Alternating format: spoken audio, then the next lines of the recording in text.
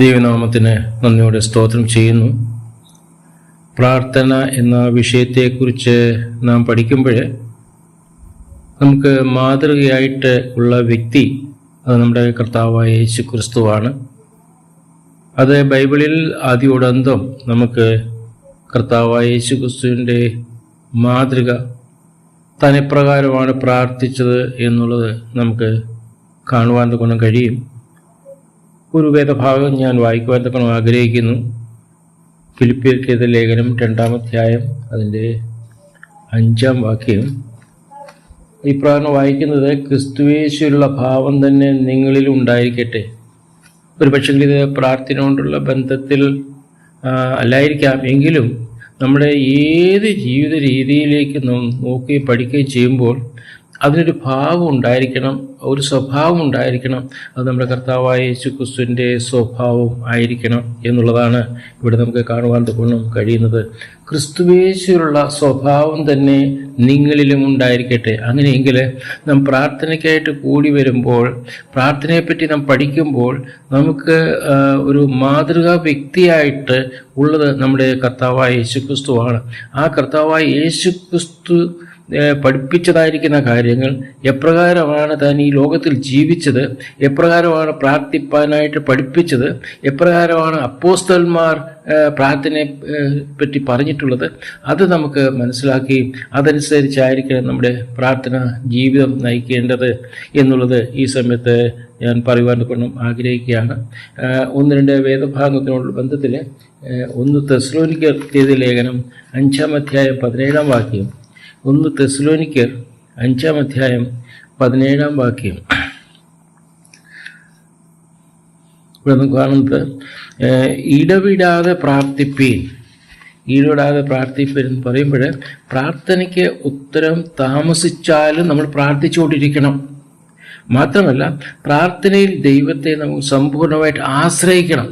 അതായത് ഇടവിടാതെ പ്രാർത്ഥിക്കുക എന്ന് പറയുമ്പോൾ അതിൻ്റെ മധ്യത്തിൽ നമ്മുടെ സ്വന്തം ആലോചന പ്രകാരം നാം നമ്മെ തന്നെ നിയന്ത്രിച്ചുകൊണ്ട് പ്രാർത്ഥനയ്ക്ക് വിഘ്നം വരത്തക്ക രീതിയിൽ നാം നമ്മുടേതായിരിക്കുന്ന ആലോചനയ്ക്ക് അനുസരണമായിട്ട് ഒരിക്കലും നാം മുൻപോട്ട് പോകാൻ തക്കണം പാടില്ല. കാരണം ഇപ്പോഴും നമ്മൾ ഇടവിടാതെ പ്രാർത്ഥിക്കണം. ഇതിനോടുള്ള ബന്ധത്തിലാണ് ലൂക്കോസിൻ്റെ സുവിശേഷം 18-ാം അധ്യായത്തിൽ നാം കാണുന്നത്. ലൂക്കോസിൻ്റെ സുവിശേഷം 18-ാം അധ്യായത്തിൻ്റെ 1-ാം വാക്യത്തിൽ മടുത്തു പോകാതെ എപ്പോഴും പ്രാർത്ഥിക്കണം എന്നിവിടെ നാം കാണുന്നുണ്ട്. അങ്ങനെയെങ്കിൽ നാം ഇപ്പോൾ നമുക്ക് നമ്മുടെ മുൻപിൽ ഒരു വിഷയം വന്നു കഴിയുമ്പോൾ ആ വിഷയത്തെക്കുറിച്ച് ഒരു ദിവസം മാത്രം പ്രാർത്ഥിച്ചിട്ട് വിടുകയല്ല, 2 ദിവസം പ്രാർത്ഥിച്ചിട്ട് വിടുകയല്ല, അത് ഉത്തരം ലഭിക്കും വരെയും നാം ആ വിഷയത്തെ ഓർത്ത് നാം പ്രാർത്ഥിക്കണം. അത് ഇടവിടാതെ, അതുപോലെ തന്നെ മുട്ടിപ്പായിട്ട് മടുത്തു പോകാതെ നമ്മൾ പ്രാർത്ഥിച്ചുകൊണ്ടിരിക്കണം എന്ന് ഈ വേദഭാഗത്തിൽ നമുക്ക് കാണുവാൻ കഴിയുന്നുണ്ട്.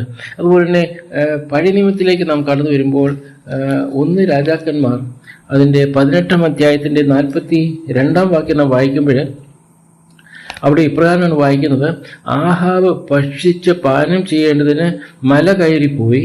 ഏലിയാവോ കർമ്മേൽ പർവ്വതത്തിൻ്റെ മുകളിൽ കയറി നിലത്ത് കുനിഞ്ഞ് മുഖം തൻ്റെ മുഴങ്കാലുകളുടെ നടുവിൽ വെച്ച് തൻ്റെ ബാല്യക്കാരനോട്, നീ ചെന്ന് കടലിൽ നേരെ നോക്കുക എന്ന് പറഞ്ഞു.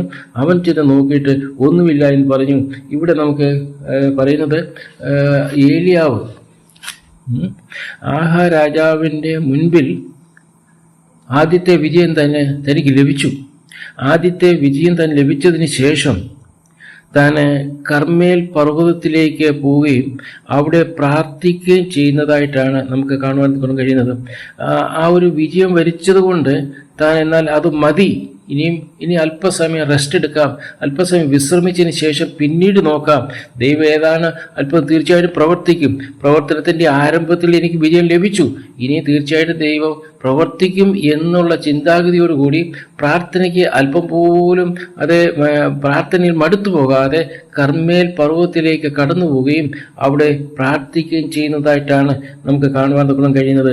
ഇവിടെയും നമ്മുടെ കർത്താവായ യേശു ക്രിസ്തുവിൻ്റെ ആ സ്വഭാവ രീതി, ആ ക്രിസ്തുയേശുള്ള ഭാവം അഥവാ താഴ്മയോടുകൂടിയുള്ളതായിരിക്കുന്ന ഒരു പ്രാർത്ഥന നമുക്ക് കാണുവാൻ നമുക്ക് കഴിയുന്നുണ്ട്. അതെന്താണെന്ന് ചോദിച്ചു കഴിഞ്ഞാൽ എൻ്റെ 42-ാം വാക്യത്തിൽ പറയുന്നത്, ഒരു പ്രാവശ്യം കൂടി ഞാൻ വായിക്കുകയാണ്. 1 രാജാക്കന്മാർ 18-ാം അധ്യായത്തിൻ്റെ 42. ആഹാബ് ഭക്ഷിച്ച് പാനം ചെയ്യേണ്ടതിന് മല കയറി പോയി ഏലിയാവ് കർമ്മേൽ പർവ്വതത്തിന് മുകളിൽ കയറി നിലത്ത് കുനിഞ്ഞു. നമ്മുടെ കർത്താവായ യേശു ക്രിസ്തുവിനെ പറ്റി നാം ചിന്തിക്കാൻ പോവുകയാണ്. എന്നാൽ ഇവിടെ ഏലിയാവ് ആ കർമ്മേൽ പർവ്വതത്തിലേക്ക് പോയിട്ട് നിലത്ത് കുനിഞ്ഞ് വീണു എന്ന്, നിലത്ത് കുനിഞ്ഞ് മുഖം താഴെ വെച്ചു എന്ന് നമുക്കവിടെ കാണുവാൻ തന്നെ കഴിയുന്നുണ്ട്. വാസ്തവത്തിൽ കർത്താവായ യേശു ക്രിസ്തു ഇതുപോലുള്ള പ്രാർത്ഥനയാണ് ചെയ്തത് എന്ന് നമുക്ക് കാണുവാൻ തന്നെ കഴിയുന്നുണ്ട്. എന്താണ് നാം കാണുന്നത്? ലൂക്കോസിൻ്റെ സുവിശേഷം അത് 22:41 നാം വായിക്കുമ്പോൾ, ലൂക്കോസിൻ്റെ സുവിശേഷം 22-ാം അധ്യായത്തിൻ്റെ 41 നോക്കുക. താൻ അവരെ വിട്ട് ഒരു കല്ലേറ് ദൂരത്തോളം വാങ്ങിപ്പോയി മുട്ടുകുത്തി. ഒരു ഇതാണ് ആദ്യം ഞാൻ പറഞ്ഞല്ലോ, കർത്താവിൻ്റെ മാതൃക. നമുക്ക് മുട്ടുകുത്തി എന്ന് പറയുമ്പോൾ നമ്മുടെ ജീവിതത്തിലെ ഒരു വലിയ ആ ഒരു അഹംഭാവം ഇല്ലാതെ കണ്ട് താഴ്മയോടുകൂടി ദൈവസന്നിധിയിൽ കടന്നു വന്ന് ദൈവത്തോട് യാചിക്കുന്ന ഒരു രീതിയാണ് ഇവിടെ നമുക്ക് കാണുവാൻ കഴിയുന്നത്. അതെ, മുട്ടുകുത്തി താൻ പ്രാർത്ഥിക്കുകയാണ്. ഇത് കർത്താവായ യേശു ക്രിസ്തു നമ്മോട് പറയുന്ന ഒരു വലിയൊരു സന്ദേശമുണ്ട്. നമ്മുടെ പ്രാർത്ഥനയിൽ വളരെ താഴ്മയോടുകൂടി വേണം നമ്മൾ പ്രാർത്ഥിപ്പാനായിട്ട്. അതുപോലെ തന്നെ മർക്കോസിൻ്റെ സുവിശേഷത്തിലേക്ക് നാം കടന്നു വരുമ്പോൾ, മർക്കോസിൻ്റെ സുവിശേഷം 14-ാം അധ്യായത്തിലേക്ക് നാം കടന്നു വരുമ്പോൾ അവിടെ ഈ പ്രകാരം നാം ഒരു വാക്യം നാം കാണുന്നുണ്ട്. കർത്താവായ യേശു ക്രിസ്തു എപ്രകാരമാണ് പ്രാർത്ഥിച്ചത്? 14-ാം അധ്യായത്തിൻ്റെ 35-ാം വാക്യത്തിൽ നാം ഇപ്രകാരം കാണുന്നുണ്ട്. പിന്നെ അല്പം മുൻപോട്ട് ചെന്ന് നിലത്തു വീണു. നോക്കുക, നമ്മുടെ കർത്താവായ യേശു ക്രിസ്തു പ്രാർത്ഥിച്ചപ്പോൾ ആ പ്രാർത്ഥനയുടെ ഗംഭീരത, ആ പ്രാർത്ഥനയുടെ ആ പ്രാധാന്യം നോക്കുക.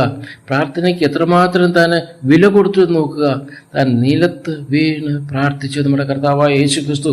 ഇതേ രീതി തന്നെയാണ് ഏലിയ പ്രവാചകനും ആ കർമ്മേൽ പർവ്വതത്തിലേക്ക് പോയി മുട്ടുകുത്തി നിലത്ത് വീണു എന്ന് നമുക്ക് കാണുവാൻ കഴിയുന്നത്. അതുപോലെ തന്നെ നമ്മുടെ അപ്പോസ്തലന്മാരുടെ ജീവിതത്തിലേക്ക് നാം കടന്നു വരുമ്പോൾ അവിടെയും നമുക്ക് കാണുവാൻ കഴിയുന്നുണ്ട്. അപ്പോസ്തല പ്രവൃത്തി അതിൻ്റെ 7-ാം അധ്യായത്തിലേക്ക് നാം കടന്നു വരുമ്പോൾ അവിടെയും നാം കാണുന്നത്, അപ്പോസ്തല പ്രവൃത്തി 7-ാം അധ്യായം അതിൻ്റെ 60-ാം വാക്യത്തിൽ ഇപ്രകാരം നാം വായിക്കുന്നു. അവനോ മുട്ടുകുത്തി. ആര്? അവനോ മുട്ടുകുത്തി. സ്തെഫാനോസ് കല്ലേറ് കൊള്ളുന്നതായിരിക്കുന്ന സമയത്തും അവൻ മുട്ടുകുത്തി. എന്തിനാണ് മുട്ടുകുത്തിയത്? തൻ്റെ ഒരു ആഗ്രഹം ഉണ്ടായിരുന്നു. എൻ്റെ ഗുരു എങ്ങനെ പ്രാർത്ഥിച്ചുവോ അതുപോലെ എനിക്കും പ്രാർത്ഥിക്കണം. പ്രിയരെ, ഇതാണ് നമുക്ക് ഇന്ന് ആവശ്യമായിരിക്കുന്നത്. എൻ്റെ ഗുരു, നമ്മുടെ കർത്താവായ യേശു ക്രിസ്തു കാണിച്ചു തന്നതായിരിക്കുന്ന ആ പാതയിൽ കൂടി നാം മുൻപോട്ട് പോകേണ്ടത് ആവശ്യമാണ്. അതുപോലെ തന്നെ ഇവിടെ ഈ ഏലിയ പ്രവാചകൻ്റെ ജീവിതത്തോടുള്ള ബന്ധത്തിൽ നാം നോക്കുമ്പോൾ അത് തന്നെ ആ ഒരു എങ്ങനെയാണ് പ്രാർത്ഥിക്കേണ്ടത് എന്നുള്ളത് നാം മനസ്സിലാക്കുന്നുണ്ട്. അതുപോലെ തന്നെ ഉത്തരം ലഭിക്കുന്നത് വരെ അവൻ പ്രാർത്ഥിച്ചതായിട്ട് നമുക്ക് കാണുവാൻ കഴിയുന്നുണ്ട്. അത് മാത്രമല്ല, കർമ്മേൽ പർവ്വതത്തിൽ പോയി എന്ന് പറഞ്ഞാൽ ദൈവത്തോട് എത്രയും അടുത്ത സംസർഗം പുലർത്തുവാൻ വേണ്ടി ആ കർമ്മേൽ പർവ്വതത്തിൽ പോയി ആ വലിയവനായിരിക്കുന്ന ദൈവസന്നിധിയിൽ നിലത്ത് വീഴുന്നതായിരിക്കുന്ന സ്ഥിതി നാം കാണുന്നുണ്ട്. അതുപോലെ തന്നെ ആ നിലത്ത് മുട്ടുകുത്തി എന്ന് പറയുമ്പോൾ ആ വലിയ താഴ്മയുടേതായിരിക്കുന്ന ഒരു ജീവിത രീതിയാണ് ഏലിയ പ്രവാചകന് പ്രാർത്ഥനയുടെ സമയത്ത് താൻ കാണിച്ചു തന്നത് എന്നുള്ളത് നമുക്ക് കാണുവാൻ കഴിയുന്നുണ്ട്. ഇനിയും പ്രാർത്ഥനയോടുള്ള ബന്ധത്തിൽ 2-3 വേദഭാഗങ്ങൾ കൂടി വായിക്കുവാൻ ഞാൻ ആഗ്രഹിക്കുകയാണ്.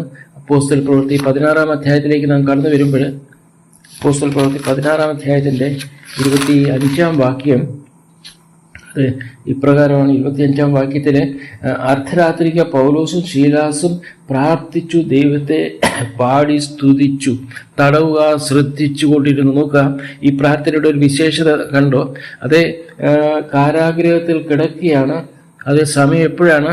അർദ്ധരാത്രിയാണ്. നല്ലവണ്ണം ഉറങ്ങേണ്ട സമയമാണ്. ഗാഠനിദ്രയിൽ ഉറങ്ങേണ്ടതായിരിക്കുന്ന ആ വേളയിൽ താൻ ഉറങ്ങുകയല്ല.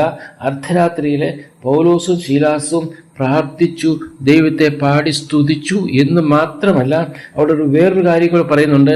തങ്ങളുടെ പ്രാർത്ഥനയും തങ്ങളുടെ പാട്ടും തടവുകാർ ശ്രദ്ധിച്ചുകൊണ്ടിരുന്നു. കണ്ടോ, ഈ പ്രാർത്ഥനയുടെ വിശേഷത എന്താണെന്നുള്ളത്?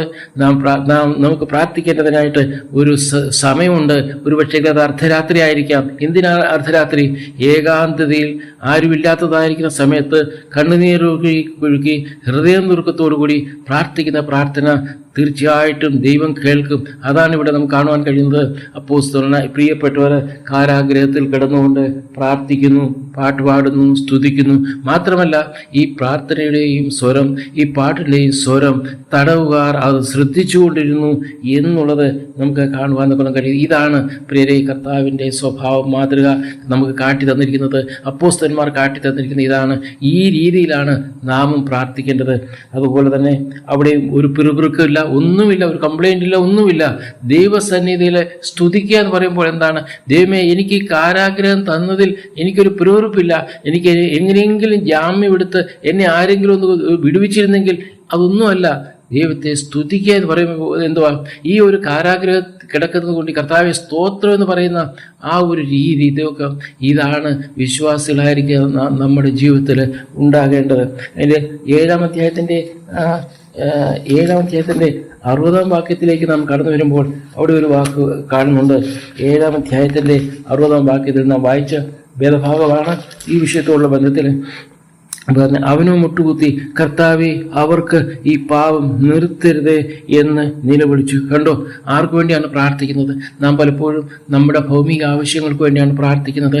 നമുക്ക് നമ്മുടെ ശാരീരികമായിരിക്കുന്ന രോഗങ്ങൾ, പീഡനങ്ങൾ ഇവയിൽ നിന്നൊക്കെയും വിടുതൽ ലഭിക്കാൻ വേണ്ടിയാണ് നാം പ്രാർത്ഥിക്കുന്നത്. അത് നല്ലത് തന്നെയാണ്, അത് പ്രാർത്ഥിക്കണം. എന്നാൽ ഞാൻ ചോദിക്കട്ടെ, നമ്മുടെ ഭവനത്തിലുള്ള നമ്മുടെ ശത്രുക്കൾ ആരാണ്? നമ്മുടെ ശത്രുക്കൾ ഒരു പക്ഷേ നാം അന്യോന്യം സംസാരിക്കാതിരിക്കുന്നുവെങ്കിൽ, അല്ലെങ്കിൽ വളരെ നാളുകളായിട്ട് നാം വളരെ ശത്രുതാ മനോഭാവത്തോടുകൂടിയാണ് മുൻപോട്ട് പോകുന്നതെങ്കിൽ, അങ്ങനെയുള്ളവർക്ക് വേണ്ടി നാം പ്രാർത്ഥിക്കുക. ഈ ഭാഗം നമ്മെ പഠിപ്പിക്കുന്നത്, നാം പ്രാർത്ഥിക്കുന്ന ആർക്ക് വേണ്ടിയാണ് നമ്മൾ പ്രാർത്ഥിക്കുന്നത്? നമ്മുടെ കൂടെ നല്ല രീതിയിൽ ജീവിക്കുന്നവർ, നമ്മുടെ കൂട്ടുകാരായിരിക്കുന്നവർ, നല്ല സഹോദരന്മാരായിരിക്കുന്നവർ, നമുക്കെതിരെ ഒന്നും പറയാത്തവർ, അങ്ങനെയുള്ളവർക്ക് വേണ്ടിയല്ല നമ്മൾ പ്രാർത്ഥിക്കുന്നത്. അല്ല, നമ്മുടെ കുഞ്ഞുങ്ങൾക്ക് വേണ്ടി, നമ്മുടെ ഭാര്യ ഭർത്താക്കന്മാർക്ക്, നമ്മുടെ മാതാപിതാക്കൾക്ക് വേണ്ടി, രോഗികളായിരിക്കുന്നവർ, ഇതൊക്കെ പ്രാർത്ഥിക്കേണ്ടത് അത് നല്ലത് തന്നെയാണ്. എന്നാൽ ഇവിടെ നാം കാണുന്നത് കർത്താവായ യേശു ക്രിസ്തു എന്താണ് കാണിച്ചിരുന്നത്? അതേ രീതിയിൽ തന്നെ എസ്തെഫാനോസ് ഇവിടെ പ്രാർത്ഥിക്കുന്നു. അവനോ മുട്ടുകുത്തി, കർത്താവെ, അവർക്ക് ഈ പാപം നിർത്തരുതേ എന്ന് ഉച്ചത്തിൽ നിലവിളിച്ചു. ഇത് പറഞ്ഞിട്ട് അവൻ നിദ്ര പ്രാപിച്ചു. ഇതന്നെയല്ലേ നമുക്ക് നമ്മുടെ കർത്താവായ യേശു ക്രിസ്തുവിന്റെ ജീവിതത്തോടുള്ളതിൽ പറയുന്നത്? ഇവരറിയാതെ ചെയ്തുകൊണ്ട് ഇവരോട് ക്ഷമിക്കണമേ എന്ന് പറഞ്ഞ അതേ മാതൃകയാണ് ഇവിടെയും സ്തെഫാനോസിന്റെ പ്രാർത്ഥന. ഈ ഒരു മാതൃക വേണം നമ്മുടെ പ്രാർത്ഥനയിൽ ഉൾക്കൊള്ളേണ്ടത്. നാം പ്രാർത്ഥിക്കുമ്പോൾ നമുക്കെതിരായി നമ്മെ നിന്ദിക്കുന്നവരെ, നമ്മെ പരിഹസിക്കുന്നവരെ, നമ്മുടെ വാക്കുകൾക്ക് വില കൊടുക്കാത്തവരെ, നമുക്ക് വേണ്ടതൊക്കെ പ്രാധാന്യം തരാത്തവരെ, നമ്മളെ ചെറുതായിട്ട് കാണുന്നവരെ, അവർക്ക് വേണ്ടി നമ്മൾ പ്രാർത്ഥിപ്പാൻ കേട്ടോ നമുക്ക് കടപ്പാടുണ്ടെന്നുള്ളത് ഈ ഭാഗത്ത് നമുക്ക് മനസ്സിലാക്കുവാൻ നമുക്ക് കഴിയുന്നുണ്ട്. അതുകൊണ്ട് ഒരു വേദം കൂടെ വായിക്കുവാൻ ഞാൻ ആഗ്രഹിക്കുകയാണ്. അതിൻ്റെ 12-ാം അധ്യായത്തിൻ്റെ 5-ാം വാക്യത്തിലേക്ക് നമുക്ക് കടന്നു വരാം. 12-ാം അധ്യായത്തിൻ്റെ 5-ാം വാക്യം ഇപ്രകാരമാണ്: ഇങ്ങനെ പത്രോസിനെ തടവിൽ സൂക്ഷിച്ചു വരുമ്പോൾ സഭ ശ്രദ്ധയോടുകൂടെ അവനു വേണ്ടി പ്രാർത്ഥന കഴിച്ചു പോന്നു. അവനു വേണ്ടി, ആർക്കു വേണ്ടി? പൗലോസിനു വേണ്ടി. എവിടെ? കാരാഗ്രഹത്തിൽ കിടക്കുമ്പോൾ ആര് പ്രാർത്ഥിച്ചു? ജെരുസലേം സഭ. പ്രിയരെ, നാം സഭയായിട്ട് കൂടി വരുമ്പോൾ നമുക്ക് പ്രാർത്ഥിപ്പാൻ തൊക്കണം. ഈ വിധത്തിൽ കഷ്ടത അനുഭവിക്കുന്ന നമ്മുടെ പ്രിയപ്പെട്ടവർക്ക് വേണ്ടി അവിടെ ഒരു വാക്ക് പ്രത്യേകം ചെയ്തിട്ടുണ്ട്: ശ്രദ്ധയോടുകൂടി പ്രാർത്ഥിക്കണം. എന്നാൽ അതിനും വരുന്നുണ്ട്, ശ്രദ്ധയോടുകൂടി പ്രാർത്ഥിക്കണം. എന്തിനാണ് ശ്രദ്ധയോടുകൂടി പ്രാർത്ഥിക്കുന്നത്? നാം ഒരാളെ ശ്രദ്ധയോടുകൂടി നോക്കുമ്പോൾ മറ്റുള്ള ആൾക്കാർ അടുത്ത് നിൽക്കുന്നതും ഒന്നും നമുക്ക് കാണാൻ കഴിയത്തില്ല. കാരണം നമ്മുടെ ശ്രദ്ധ എപ്പോഴും ആ കഷ്ടത അനുഭവിക്കുന്നവരുടെ മേൽ മാത്രമാണ്. അന്യന്റെ ചിന്തകളെല്ലാം വിട്ടുകൊണ്ട് ആ യെരുശലേം സഭ, ആ അപ്പോസ്തലനായിരിക്കുന്ന ആ പൗലോസിന് വേണ്ടി പ്രാർത്ഥിച്ചു എന്ന് പറയുമ്പോൾ തങ്ങളുടെ ശ്രദ്ധ, സഭയുടെ ശ്രദ്ധയോടുകൂടിയ പ്രാർത്ഥന ആ വ്യക്തിയുടെ മേലായിരുന്നു, ആ വ്യക്തിയുടെ പരിപൂർണ്ണ സൗഖ്യത്തിന് വേണ്ടിയായിരുന്നു. ഈ വിധത്തിലുള്ളതായിരിക്കുന്ന ഒരു പ്രാർത്ഥനയാണ് നമുക്ക് ആവശ്യമായിരിക്കുന്നത്. വീടിന് 2 വേദഭാഗങ്ങൾ കൂടി വായിച്ചുകൊണ്ട് ഞാൻ എൻ്റെ വാക്കുകൾക്ക് വിരാമം കുറിക്കുവാൻ ഞാൻ ആഗ്രഹിക്കുകയാണ്. നെഹമ്യാവിൻ്റെ പുസ്തകത്തിലേക്ക് നാം കടന്നു വരുമ്പോൾ അവിടെ നമുക്ക് ഒരു കാര്യം കാണുവാൻ കഴിയുന്നു. നെഹമ്യാവിൻ്റെ പുസ്തകം 2-ാം അധ്യായത്തിൻ്റെ 5-ാം വാക്യത്തിൽ എടുക്കുന്നില്ല. നെഹമ്യാവിൻ്റെ പുസ്തകം 2-ാം അധ്യായത്തിൻ്റെ 5-ാം വാക്യത്തിൽ നെഹമ്യാവ് ദേവാലയ പണിക്ക് പോകുന്നതിനുള്ള അനുവാദത്തിന് പോകുന്നതിന് മുമ്പേ താൻ പ്രാർത്ഥിക്കുന്നതായിട്ട് കാണുവാൻ കഴിയുന്നു. വലിയൊരു ജോലിക്ക് വേണ്ടി താൻ ഇറങ്ങുന്നതിന് മുമ്പേ പ്രാർത്ഥിച്ചു. പ്രിയരെ, നമ്മുടെ കയ്യിൽ എന്തെല്ലാം ഉണ്ടെങ്കിലും, നമുക്ക് പണശേഷി ഉണ്ടായിരിക്കാം, സാമ്പത്തികമായിട്ട് നമുക്ക് യാതൊരു കുറവുമില്ലായിരിക്കാം, നമ്മൾ വിദ്യയിൽ നമുക്ക് ഒട്ടും കുറവില്ലായിരിക്കാം, എല്ലാം ഉണ്ടായിരിക്കാം. എന്നാൽ പ്രിയരെ, ഞാൻ പറയുകയാണ്, ഏത് കാര്യത്തിന് വേണ്ടി നമുക്ക് കാല് മുൻപോട്ട് വയ്ക്കുന്നു അതിനു മുൻപേ നാം പ്രാർത്ഥിക്കണം. അതാണ് ഇവിടെ നെഹമ്യാവ് നമുക്ക് മനസ്സിലാക്കി തരുന്നത്. അതുപോലെ ഇത് നെഹമ്യാവ് 2-ാം അധ്യായത്തിൻ്റെ 5-ാം വാക്യത്തിലാണ്. അതുപോലെ എസ്തേർ 4-ാം അധ്യായത്തിൻ്റെ 16-ാം വാക്യത്തിൽ നാം കാണുന്നുണ്ട്, രാജസന്നിധിയിലേക്ക് പോകുന്നതിന് മുമ്പ് 3 ദിവസം ഉപവസിച്ച് പ്രാർത്ഥിച്ചു. പ്രിയരെ, പ്രാർത്ഥനയ്ക്ക് ശക്തിയുണ്ട്. അതവർക്ക് മനസ്സിലായി. മനസ്സിലായത് മുഖാന്തരമാണ് അവർ പറയുന്നത്. ആ രാജസന്നിധിയിലേക്ക് പോകുന്നതിന് മുമ്പേ 3 ദിവസം ഉപവസിച്ച് പ്രാർത്ഥിച്ചു. പ്രാർത്ഥന നമ്മൾക്ക് വളരെ അത്യന്താപേക്ഷിതമാണ്. എന്നാൽ പ്രാർത്ഥിക്കുമ്പോൾ തന്നെ ഈ ഒരു പ്രാർത്ഥനയുടെ രീതി ഉണ്ടല്ലോ, ഈ രീതി നമ്മുടെ കർത്താവായ യേശു ക്രിസ്തു എങ്ങനെ പ്രാർത്ഥിക്കാൻ പഠിപ്പിച്ചുവോ, എങ്ങനെ പ്രാർത്ഥിച്ചുവോ ആ രീതിയിലുള്ള ഒരു പ്രാർത്ഥനയാണ് നമുക്ക് ദൈവം ആഗ്രഹിക്കുന്നത്. ദൈവം അങ്ങനെയുള്ള പ്രാർത്ഥനകളിലാണ് ദൈവം പ്രസാദിക്കുന്നത്. അത് അങ്ങനെയുള്ളൊരു പ്രാർത്ഥനയാണ് പഴയ നിയമത്തിൽ നാം കാണുന്നത്. അങ്ങനെയൊരു പ്രാർത്ഥനയാണ് പുതിയ നിയമത്തിലെ അപ്പോസ്തലന്മാർ പ്രാർത്ഥിച്ചു വന്നത്. അങ്ങനെയുള്ള പ്രാർത്ഥനയാണ് അപ്പോസ്തലന്മാർ യെരൂശലേം സഭ പ്രാർത്ഥിച്ചുകൊണ്ടിരുന്നത്. അങ്ങനെയെങ്കിൽ നമ്മുടെയും ജീവിതത്തിൽ നാം പ്രാർത്ഥിക്കുമ്പോൾ ഈ വിധ വിഷയങ്ങളെ ഉൾക്കൊണ്ടുകൊണ്ട് വളരെ താഴ്മയോടുകൂടി ദൈവസന്നിധിയിൽ കീഴ്പ്പെട്ട് നിലത്ത് വീണ് മുട്ടുകുത്തി പ്രാർത്ഥിക്കാതെ പറയുമ്പോൾ നമ്മളായിട്ടൊന്നുമില്ല, ഞാൻ ഒന്നുമില്ല കർത്താവേ, നീയാണ് സകലതും, നീയാണ് എൻ്റെ പ്രാർത്ഥനയ്ക്ക് ഉത്തരം തരേണ്ടതെന്ന് പറഞ്ഞുകൊണ്ട് ഹൃദയനുറുക്കത്തോടു കൂടി ദൈവസന്നിധിയിലേക്ക് നമുക്ക് കടന്നു വരാം. ഈ പ്രാർത്ഥനയുടെ വിഷയത്തെ ഓർത്ത് തുടർന്ന് നമുക്ക് പ്രാർത്ഥനയിൽ നമുക്ക് അനേക കാര്യങ്ങൾ നമുക്ക് പഠിക്കുകയും ചിന്തിക്കുകയും ചെയ്യാം. ഈ വചനം മുഖാന്തരം ദൈവം നമ്മെ ഓരോരുത്തരെയും സഹായിക്കട്ടെ, അനുഗ്രഹിക്കട്ടെ. ദൈവം നാം മഹത്വപ്പെടുമാറാകട്ടെ. ആമേൻ.